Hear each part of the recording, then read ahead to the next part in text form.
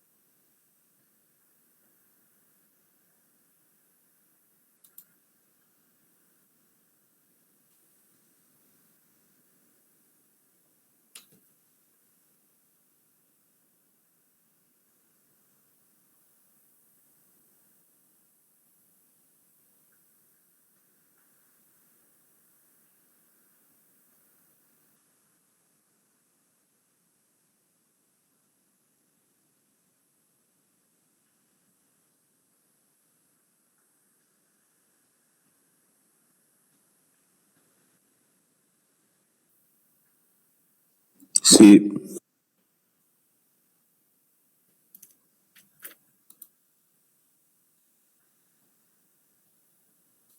Ya.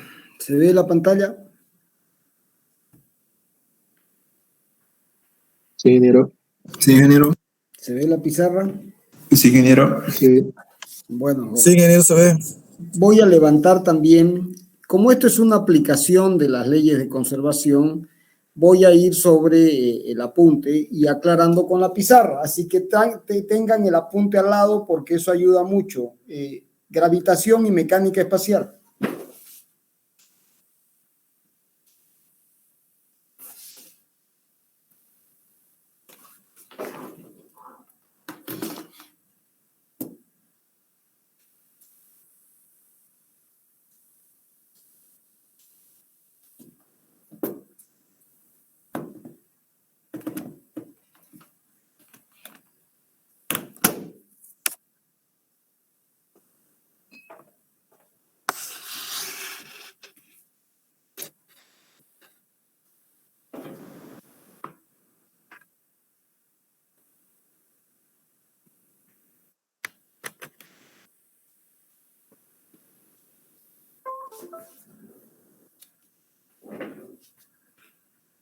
Bueno, ¿dónde está el apunte, jóvenes?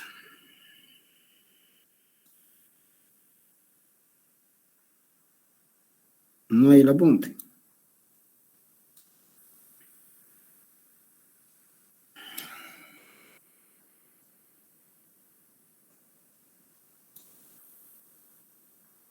¿Se ve el apunte? Sí, ingeniero. Sí, ingeniero, se ve. Bien. Vamos, jóvenes. Gravitación y mecánica espacial. Bien, es una aplicación de las leyes de conservación, de las 3 leyes de conservación.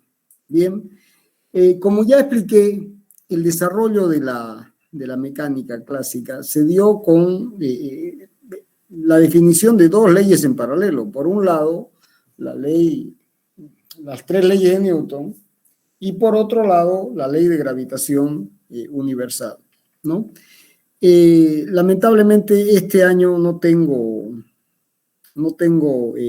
tiempo, la verdad es esa, para darles toda la historia, porque a mí me gusta siempre comentar la historia de cómo se desarrolló la ley de gravitación universal. Entonces,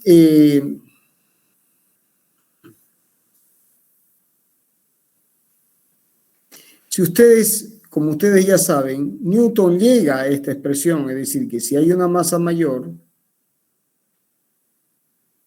y hay una masa menor y ambas están separadas una distancia, ambas están separadas una distancia R.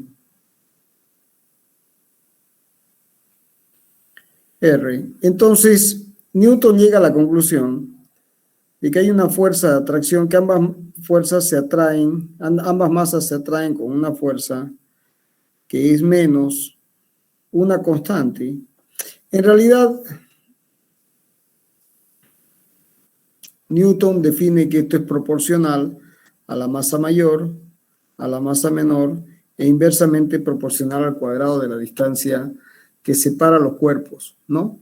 Bueno, y Cavendish luego, bueno, para eliminar la proporcionalidad, se tiene que esto es menos porque es atractiva, la constante de proporcionalidad de m por m sobre r cuadrado según r.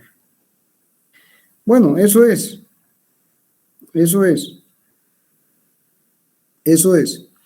Entonces,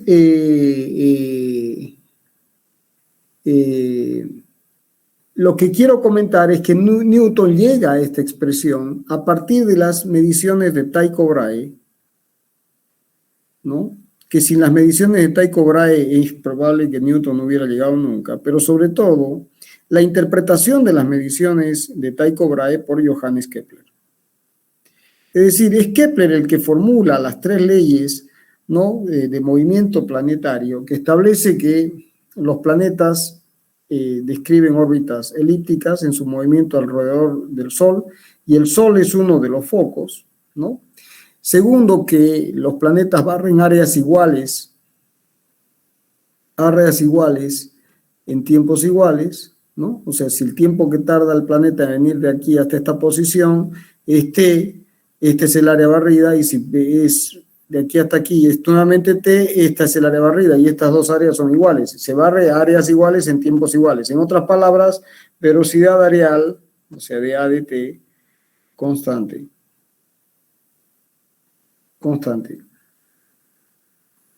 Bien. Y luego se tiene que la tercera ley, que hay proporcionalidad entre el cuadrado de los radios, ¿no? y el cubo de los periodos, ¿no?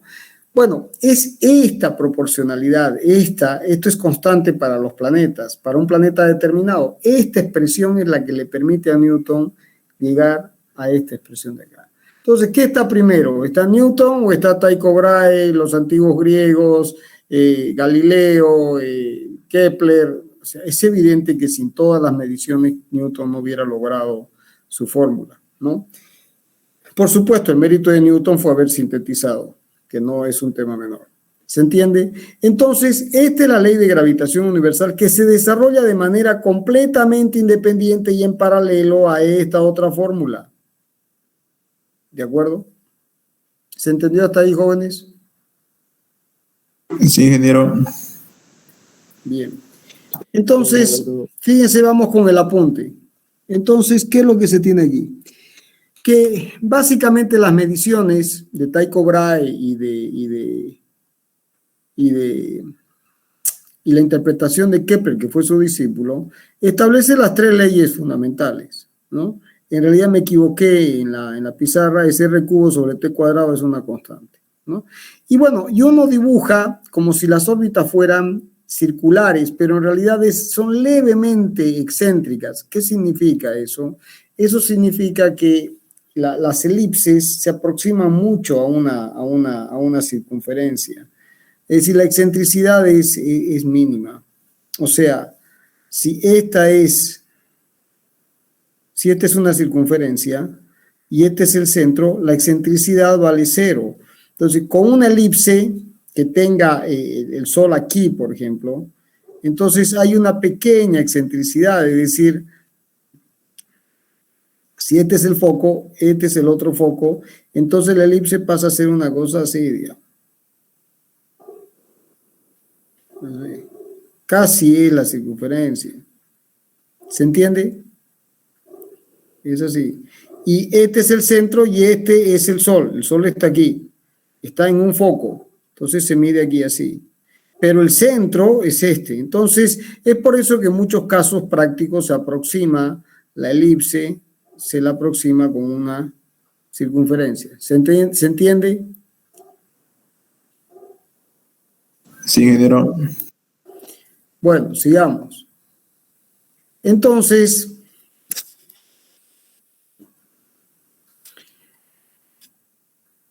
bueno, y se llega a la expresión de Newton. Bueno, y este es un sistema de referencia fijo, que por supuesto, este sistema de referencia es fijo. Estamos en la mecánica clásica, ¿no? Bueno, ahora, ¿cuánto vale G? Cavendish luego se pasó la vida midiendo, es increíble, y lo hizo en una balanza de torsión, y logró determinar que G se aproximó mucho. Hoy el valor de G es 66,73 más o menos 0,03 por 10 a la menos 12 metros cúbicos por kilo segundo cuadrado. Segundo a cuadrado. Jóvenes, fíjense que el exponente de G es 10 a la menos 12. Entonces, para que la fuerza de gravitación sea relevante, se pueda aplicar, para que la fuerza de gravitación se pueda aplicar, fíjense que como G es un valor por 10 a la menos 12, para que la fuerza se haga efectiva, ¿no? Y esto es G, el módulo, M por M sobre R cuadrado. Como este valor es 10 a la menos 12, necesariamente para que la fuerza de gravitación aparezca, la masa mayor tiene que ser extremadamente grande. La Tierra, el Sol, ¿me entienden? Si no hay una masa muy grande, ¿no? Como la constante de gravitación es 10 a la menos 12, el efecto de la gravitación prácticamente pasa desapercibido. ¿Se entendió? Creo que llegó alguien, ¿no? Ingeniero, es como decir, mayor masa, mayor fuerza de atracción. Pero claro, o sea, lo que te estoy diciendo acá está la fuerza esta es así, mira, es proporcional. ¿Qué sabe? Su pregunta, joven, es muy, muy importante para que avancen en la vida. ¿Qué significa que la fuerza es proporcional a la masa mayor? Que a mayor masa, mayor fuerza. ¿Se entiende? ¿Qué es proporcional a la masa menor? A mayor masa menor, mayor fuerza. O sea que si crece M mayúscula, crece la fuerza. Si crece M minúscula, crece la fuerza. ¿Y qué significa? Que es inversamente proporcional. Que si el radio crece, la fuerza es menor. Esto es proporcional y esto es inversamente proporcional. Todas las leyes de la física están formuladas de esta forma. Todas. Con proporcionalidad y proporcionalidad inversa. Proporcionalidad directa, proporcionalidad inversa. Entonces se observa y se dice, esto crece la masa, crece la fuerza. Crece la masa, crece la fuerza. Crece la distancia, la fuerza es menor, entonces va dividiendo. Fíjense que si R tiende a infinito, la fuerza tiende a cero. Y si R tiende a cero, la fuerza tiende a infinito. ¿Se entiende? Sí, ingeniero. Y después uno elimina la proporcionalidad. Yo pensé que lo tenían claro, pero lo aclaramos ahora. Se elimina la proporcionalidad y se introduce la igualdad con la constante. Y la constante hay que determinarla. ¿Se entiende? ¿Se entendió ahora? Sí, ingeniero, perfectamente.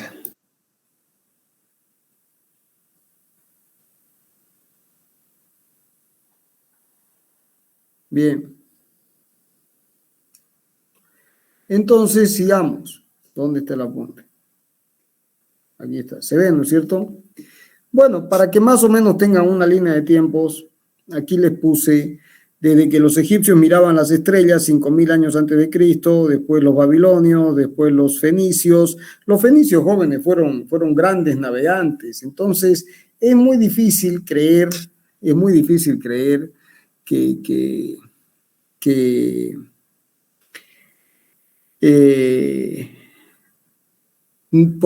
o sea, que podían navegar, ¿no? Se cree que llegaron hasta América, ¿no? Que tanto América del Norte como América del Sur, porque han encontrado evidencia arqueológica. Se creen que fue así. Entonces es muy difícil creer, es muy difícil, lo más probable es que ellos hayan tenido un gran conocimiento del movimiento planetario y de las estrellas, porque si no, ¿cómo navegaban? Ahora, los griegos empiezan un poco a meterle matemáticas al asunto. Y bueno, y tenemos el año cero, que es antes de Cristo y después de Cristo, cómo se divide la historia, y más o menos aquí aparece la ley de gravitación universal. ¿Se entiende? Y la mecánica espacial. Y fíjense que luego empieza la mecánica espacial con la interpretación del movimiento planetario. Y luego viene la la mecánica relativista. Bien, hasta el día de hoy. Bueno, entonces, sigamos. Ahora, el telescopio espacial Hubble, que fue lanzado en 1990, establece que se tiene como hipótesis de que vivimos en un universo en expansión. Es decir, que la velocidad que uno observa, si este es un sistema de referencia inercial, por ejemplo, en algún lugar del universo, el centro del universo, por ejemplo, ¿no? Y esta es nuestra galaxia, y este es el centro de la galaxia, ¿no? Aquí. Entonces, aquí en una de las ramitas está el sistema solar. Y desde aquí estamos observando cómo se expande, cómo se mueve una galaxia con el vector R' y su velocidad V'. Bueno, más o menos la ley que establece es que la velocidad V' con la que se alejan las galaxias con respecto a nuestras observaciones, que son observaciones relativas, son HO, que es la constante de Hubble, por R'. Y esa constante se estima en 67,3 más o menos 1,2 kilómetros por segundo por megaparsec. Y un megaparsec es aproximadamente 3,0857 por 10 a la 16 metros. Bien. Bueno, ¿y eso a dónde nos lleva? A que no existen simultaneidad de las mediciones. Cuidado con eso, jóvenes. Es decir, cuando se comparan los valores, no existen simultaneidad de las mediciones. Y eso podría poner podría cuestionar todo este análisis. Bueno, sigamos. Ahora, ¿cuál es la diferencia que hay entre masa gravitacional y la masa inercial? Fíjense, por un lado, si ustedes tienen la Tierra, por ejemplo, de masa m, y tienen una masita m, que nosotros, por ejemplo, que saltamos y caemos, ¿no es cierto? Somos atraídos por la Tierra, ¿no? Esto es lo que se llama la masa gravitacional. Pero por la ley de Newton, ¿no? Por la ley de Newton, esto tiene que cumplir con la ley de masa gravitacional, de masa inercial también, con la segunda ley de Newton. Entonces, fíjense que el peso se define como la masa gravitacional por G, siendo G 9,8 metros por segundo al cuadrado. Y se obtienen de las experiencias de caída libre. Ahora, si uno hace la experiencia de caída libre clásica de Galileo, uno hace la suma de fuerzas en Z, si esto es Z positivo hacia abajo, uno tiene mg, que es el peso, menos la resistencia del aire, tiene que ser igual a la masa inercial por la aceleración. Fíjense que acá está actuando la masa gravitacional y aquí es la masa inercial. Porque esto viene de la ley de gravitación y esto viene de la ley de inercia. Bueno, como la resistencia del aire en el vacío, ambas, si la resistencia se aproxima a cero, ambas expresiones se igualan. Entonces, fíjense que la aceleración de la gravedad se puede definir como la masa inercial sobre la masa gravitacional por A. Bueno, ¿y aquí dónde llegamos? Aquí llegamos a que si adoptamos como valor de G de manera tal que se cumpla la ley de gravitación universal, el análisis que ya hemos hecho más de una vez para G tendiendo a infinito y a cero, ¿no? Entonces se llega a la conclusión, jóvenes, de que G tiene un valor de 9,8. Ahora, lo importante es esto, ¿no? Que fíjense que si uno adopta la misma escala de masas, aquí, si uno adopta la misma escala de masas, ¿no? MI y MG se pueden simplificar, entonces G es igual a A. O sea que gravitación e inercia son lo mismo, siempre y cuando las masas inerciales y gravitacionales sean iguales. Si no son iguales, no se puede postular que gravitación e inercia es lo mismo. ¿Se entendió? Por supuesto, en todo nuestro diario vivir, la masa inercial y la gravitacional son iguales. Entonces, gravitación e inercia son lo mismo. ¿Se entendió? Sí, ingeniero. Bueno.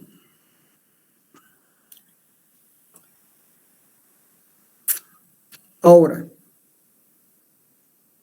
¿cuál es el campo gravitacional?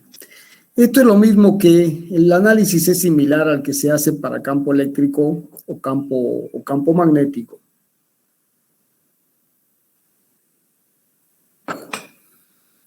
Es lo mismo para campo eléctrico y campo magnético, ¿no? ¿Qué significa eso? Que uno tiene la masa M en coordenadas polares, el radio, vector y la coordenada transversal. Entonces, a una distancia R tenemos una fuerza atractiva. Ahora, si esa fuerza se la divide por la masa menor, uno tiene lo que se llama la fuerza por unidad de masa, y eso nos da el campo gravitacional, que en este caso es una aceleración que vale menos G por M sobre R cuadrado. Fíjense que este campo depende es atractivo porque es menos, G la constante de gravitación universal y M la masa mayor, la que atrae. Y así se define el campo. Y el campo, por supuesto, tiene unidades de aceleración, o de Newton, o de fuerza por unidad de masa. Fíjense, fuerza por unidad de masa, que es lo mismo que aceleración. Bien, ahora, ¿es una fuerza conservativa? Sí, ¿por qué? Porque admite función potencial, y el potencial gravitacional es menos Gm por M sobre R. Si uno hace la derivada de la función potencial, uno obtiene automáticamente menos el gradiente de B. Bien, menos el gradiente de B. Bueno, entonces si ahora tenemos la energía mecánica, ¿no? Como es un campo conservativo y se desprecia la fricción, entonces en una posición cualquiera, la energía mecánica va a ser la suma de la energía cinética más la energía potencial, pero la energía potencial es negativa. Entonces, esto es más y va con menos, ¿no? Más menos. Entonces, menos. Y esto siempre es una constante, ¿no? O sea, solamente en el movimiento de la partícula alrededor de la masa mayor, solamente hay transformaciones de energía cinética en energía potencial y viceversa. Un medio de mv cuadrado se transforma en gmvr y a la inversa. ¿Por qué? Porque la suma algebraica siempre tiene que ser una constante. ¿Se entendió hasta ahí? Sí, ingeniero. ¿Me van siguiendo con el apunte, jóvenes? Sí, ingeniero.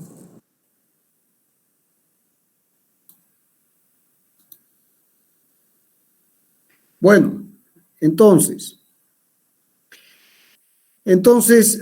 el trabajo necesario para mover la partícula desde una posición R1 a una R2 directamente es menos la diferencia, menos la variación de la energía potencial. R2 menos R1. La final menos la inicial. Como hay un menos delante, se invierte y ese nos da el trabajo. Y el trabajo, por el teorema de energía, trabajo-energía cinética, tiene que ser igual al cambio en la energía cinética.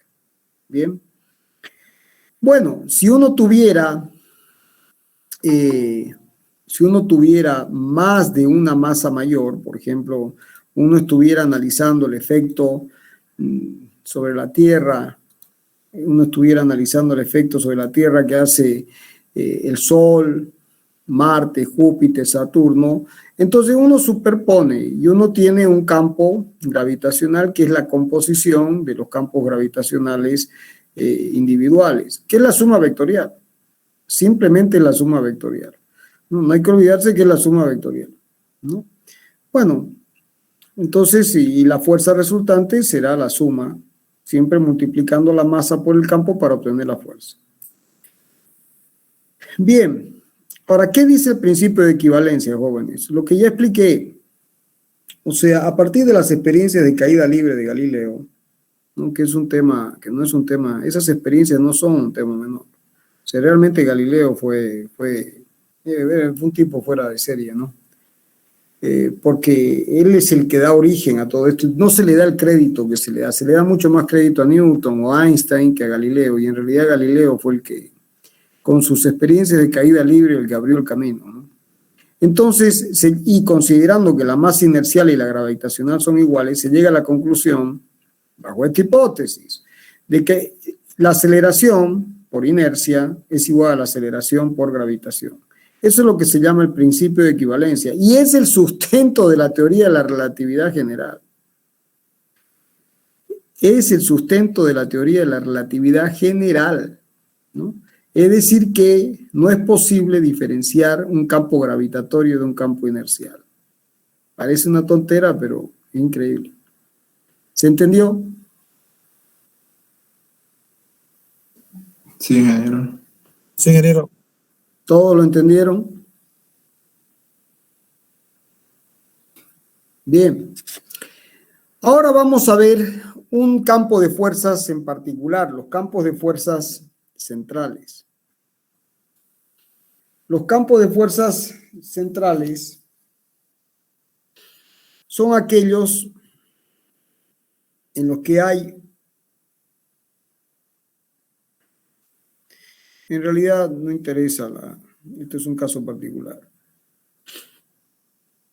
Un campo de fuerza central, si este es el sistema de referencia, O y X.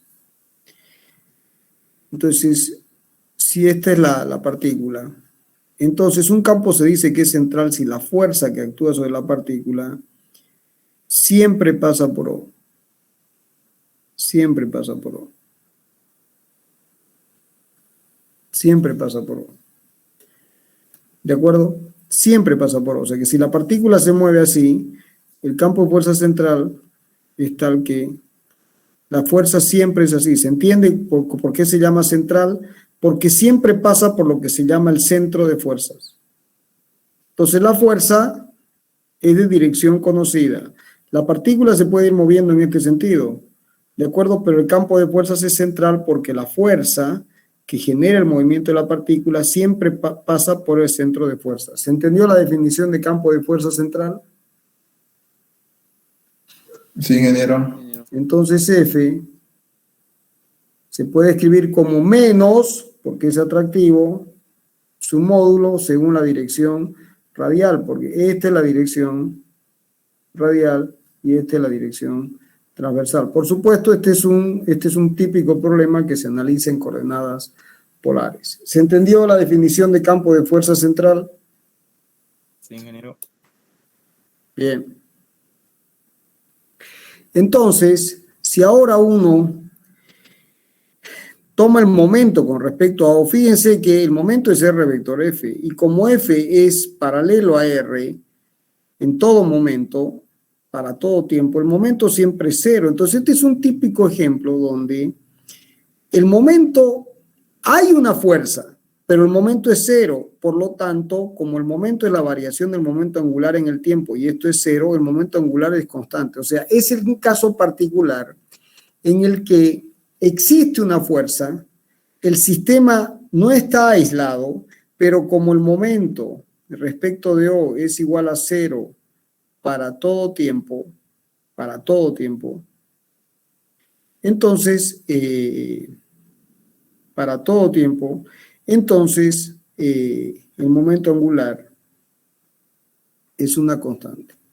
Y esto facilita el análisis de una manera increíble. O sea que la partícula al rotar con respecto al centro de fuerzas lo hace con momento angular constante. ¿Por qué? Porque el campo de fuerza central tiene la particularidad de que el momento que genera respecto al punto O vale cero para todo tiempo. Entonces existe una fuerza. El sistema no está aislado, pero el momento angular es constante porque se cumple esta condición. ¿Se entendió?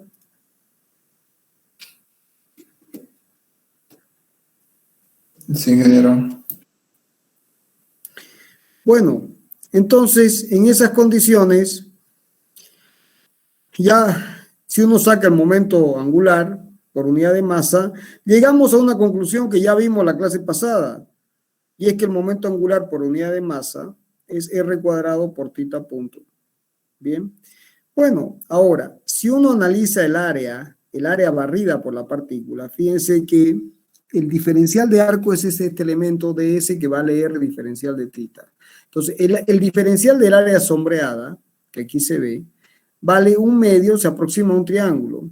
Entonces, base por altura sobre 2, 1/2 de R θ por R, y esto más o menos es R cuadrado diferencial de θ. Y si uno divide por el tiempo, nos da que R cuadrado por θ punto sobre 2. O sea que la velocidad real es la mitad del momento angular por unidad de masa. Y es una constante. ¿Se entiende? Entonces, en un campo de fuerza central se cumple que la velocidad areal es constante y vale la mitad del momento angular por unidad de masa. Bueno, entonces si ahora uno aplica la segunda ley de Newton, coordenadas polares, fíjense, la fuerza se puede expresar como menos F según R más 0 según θ, y uno expresa la aceleración con la componente radial y la transversal. Y toma la componente radial y la transversal. ¿Se entendió hasta ahí? Sí, ingeniero. ¿Todo lo entendieron, jóvenes? Sí, ingeniero. Entonces, fíjense que la que está igualada a 0 no nos interesa porque no aporta información. Entonces me quedo con la que está igualada a menos F. Y resuelvo la ecuación diferencial. Se resuelve esta ecuación diferencial, ¿la ven? Esta ecuación diferencial que está aquí se resuelve. Esta ecuación se resuelve. Bueno, considerando la velocidad areal y haciendo el cambio de variable U igual a 1 sobre R. Entonces uno hace el cambio de variable 1 sobre R, resuelve la ecuación diferencial, aquí tienen el procedimiento y uno obtiene esta ecuación. Tiene que la fuerza por unidad de masa es h cuadrado, o sea, el momento angular por unidad de masa al cuadrado, por u cuadrado, por la derivada segunda de u respecto de θ 2 veces, más h cuadrado por u al cubo. Listo. Bueno, y la solución de esta ecuación es una u de θ, pero no se olviden que u era 1 sobre r, o sea, la trayectoria. Bueno, entonces, cuando uno determina la trayectoria, ahí viene la aplicación a la mecánica espacial. Fíjense que esta ecuación diferencial define el movimiento de una partícula en un campo de fuerzas central, donde este F es cualquiera, pero ya le pusimos el signo, ¿no? Ya su signo está puesto aquí. Aquí ya está puesto el signo. Entonces no lo vamos a poner dos veces. Pero es un campo de fuerzas central, es la única condición. Entonces, en la mecánica espacial, ¿no? Por ejemplo, el movimiento de un satélite con respecto a la Tierra, esto es lo que se llama el eje polar, ¿no? Entonces, esta es la Tierra, su radio, el radiovector, la masa del satélite y se analiza en coordenadas polares. Ahora, la trayectoria será una R igual a R de θ, es decir, la curva expresada en coordenadas polares. Bueno, ¿y qué fuerza está actuando? La fuerza de gravitación universal. La fuerza de gravitación, la atracción gravitacional, ¿no? Que expresado en términos de 1 sobre R, de la variable U, vale esto. Y sustituyendo esta expresión en la ecuación diferencial, uno llega a esta ecuación diferencial súper simple, que es una ecuación diferencial de segundo orden, incompleta porque no tiene la derivada primera, y luego es no homogénea. Es no homogénea porque no está igualada a 0. Entonces, la solución es la solución de la homogénea más una solución particular de la no homogénea. Y la solución particular es esta, u igual a GH porque la derivada segunda es 0 y me queda que u es igual a u. O sea, GMH cuadrado es igual a GMH. Esta es una solución particular. Bueno, entonces, si uno resuelve esta ecuación, uno tiene 1 sobre R, una constante por el coseno de θ menos θ 0 más GMH cuadrado. Y esta es la ecuación de una cónica en coordenadas polares. ¿Qué es una cónica, jóvenes? ¿Se acuerdan qué es una cónica? ¿Se acuerdan de qué es una cónica de cálculo? No. No se acuerdan. Bueno, si ustedes toman un cono,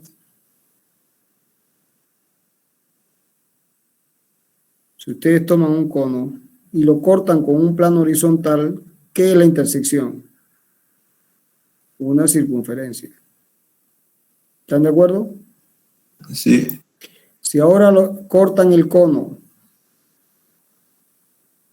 con un plano inclinado, ¿la intersección qué es? Elipse. Es una elipse. Y si ahora la inclinación es tal que terminan así, ¿la inclinación qué es? ¿La curva qué es? Parábola. Una parábola. Y si ahora tomamos el cono completo y se corta así, ¿qué es lo que uno tiene? Una hipérbola. Una hipérbola.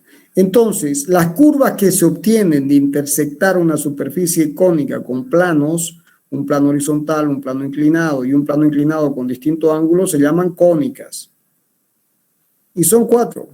O es una circunferencia, o es una elipse, o es una parábola, o es una hipérbola. ¿Se entendió? ¿Ya saben lo que es una cónica ahora? Ahora, ¿lo estudiaron en cálculo o no lo estudiaron? Lo estudiaron, lo que pasa es que no se acuerdan de nada. Sí. Bueno, la solución de esta ecuación diferencial, jóvenes, es una cónica en coordenadas polares. Y aquí está la ecuación. Entonces, aquí están las trayectorias. Entonces, fíjense que en el foco, uno puede tener la elipse, o puede tener una circunferencia, o puede tener una parábola, o puede tener una hipérbola. A es el semieje mayor y B es el semieje menor de la elipse. Este es el punto de ingreso, o sea, es como que se lanza el satélite. Aquí a ver si está más abajo. El punto más alejado se llama apogeo y el punto más cercano se llama perigeo. Y se define la cónica con la excentricidad, o sea, la ecuación es esta, 1 sobre r gmh cuadrado que multiplica 1 más epsilon por el coseno de tita. Y epsilon es lo que se llama la excentricidad de la cónica, que vale c por h cuadrado sobre gm. Por supuesto, si la excentricidad es igual a 0, la cónica es una circunferencia. Si la excentricidad es menor que 1, la cónica es una elipse. Si la excentricidad es igual a 1, es una parábola. Y si es mayor que 1, es una hipérbola. ¿Se entendió? Sí. Ingeniero. Bueno, jóvenes, entonces, ¿cómo funciona esto? Aquí está la Tierra, aquí está el punto de lanzamiento, se lanza el cohete y cuando se llega al perigeo, al apogeo, a esta posición, ¿no? Al eje polar, se lo suelta con una velocidad. Entonces, R0 y B0 son las condiciones iniciales. Y el cohete sigue el satélite empieza a orbitar. Ahora, la forma de la órbita va a depender de las condiciones iniciales, ¿no? Va a depender de R0 y B0. Entonces, con un valor determinado, su órbita va a ser una circunferencia, o va a ser una elipse, o se irá con una trayectoria parabólica, o se irá con una trayectoria hiperbólica. Entonces, para que se vaya, tiene que tener trayectoria parabólica o hiperbólica. La parabólica es el límite. Si uno quiere que orbite, tiene que tener excentricidad menor que 1. Orbitará con una trayectoria elíptica. Y si su excentricidad es 0, la órbita será circular. ¿Se entendió?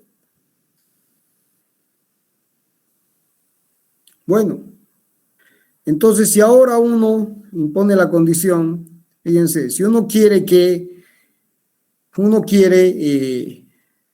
se vaya, entonces uno quiere poner en órbita el satélite, entonces tiene que ser una hipérbola. La velocidad tiene que ser mayor que la velocidad límite. La velocidad límite uno la obtiene con la condición de que la excentricidad tiene que ser igual a 1. Imponiendo la condición de que la excentricidad sea igual a 1, uno obtiene la velocidad límite.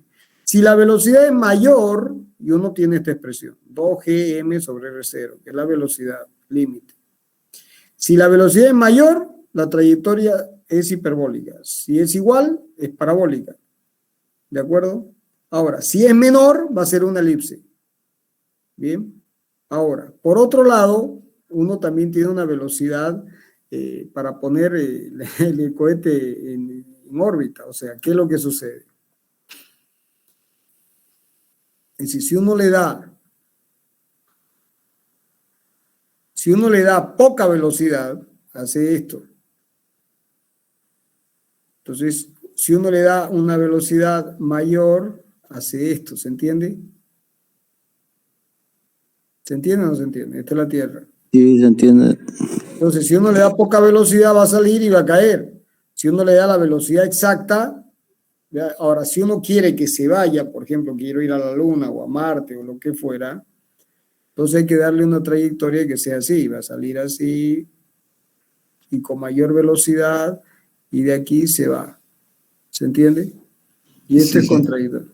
Entonces, esto va a ser o elipse o circunferencia. Entonces, la mínima es que haga esto, que sea circunferencia. ¿Entendió? Y entonces la velocidad tiene que ser mayor que una mínima y menor que una máxima para que orbite. Si es mayor que esta, se va a la Luna o a Marte, abandona el campo gravitacional. Y si es menor que este valor, no se lo puede poner en órbita, vuelve a caer. ¿Se entiende? Sí, ingeniero. Bueno, ¿y cuántos son esos valores? Ahí están los valores. Fíjense que con 28.000 kilómetros por hora uno logra poner un satélite en órbita. Y con 40.000 uno logra abandonar el campo gravitacional terrestre. Bien. Bueno, y a partir de las leyes de Kepler se deducen de manera directa. A constante, esta relación surge de la relación, como las trayectorias son elípticas, uno saca el valor de A1 y A2, es una constante, y la velocidad areal, ¿no? Considerando el área de la elipse, nos permite obtener la relación, la tercera relación. Entonces, fíjense que finalmente el periodo de órbita se lo puede calcular, lo tienen aquí, ¿no? Jugando con la forma de la elipse, la ecuación de la elipse, uno tiene el periodo de orbital, ¿no? Tau. Y los semiejes mayor y menor, miren qué interesante, el semieje A es R0 más R1, y el semieje B, o sea, es la media geométrica, y el semieje B es la geométrica, y este es el promedio, y esta es la media geométrica. Bueno, y con eso se tienen los valores de R0 y R1. Entonces, siendo R0 este valor, y R1 este valor. Y con eso se define la trayectoria. ¿Alguna pregunta, jóvenes?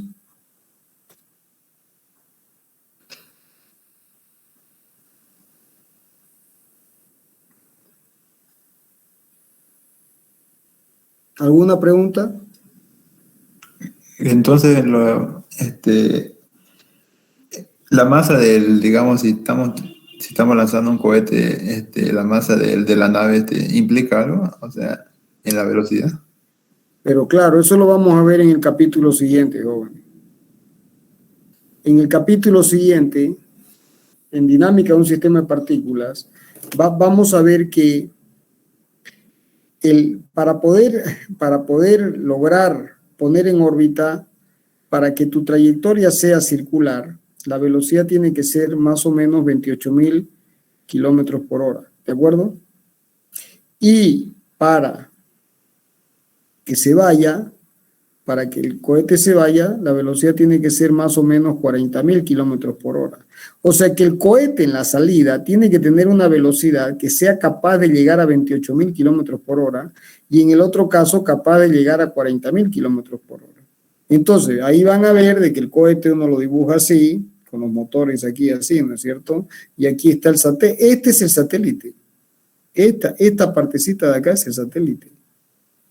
¿Y todo esto qué es? Es combustible. Combustible.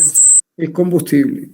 ¿Y todo para qué? Para lograr cumplir con estas velocidades. ¿Se entiende? O sea, por eso es que para ir al espacio, jóvenes, todo el mundo trata de llevar lo menos posible. Porque por cada kilo que uno quiere llevar, los que viajan con un montón de cosas están muertos aquí. Porque por cada kilo que uno transporta, uno tiene que llevar no sé cuántos kilos de combustible. ¿Se entendió? Sí, ingeniero. Bueno, jóvenes, con esto está el capítulo, que es un bonito capítulo y lo tienen súper desarrollado, así que con el apunte está. Véanlo y el martes, hoy es jueves, ¿no? El martes, si tienen preguntas, las vemos. Bien, si no hay preguntas, seguimos. El martes daríamos movimiento en un medio resistente, el otro apunte, ¿de acuerdo? Sí, ingeniero. Ingeniero. Ahora, como son aplicaciones, ya voy rápido, porque ya se supone que los principios están y además tienen el apunte muy bien desarrollado, ¿de acuerdo? Bien, nos vemos martes, jóvenes. Sí, ingeniero. Ya. Sí, ingeniero. Traten de estudiar el apunte y desarrollarlo y entenderlo. ¿Ya? Sí, ingeniero. Bueno, hasta luego. Gracias. Hasta Gracias, luego. ingeniero. Hasta el martes. Hasta luego, ingeniero. Hasta el martes.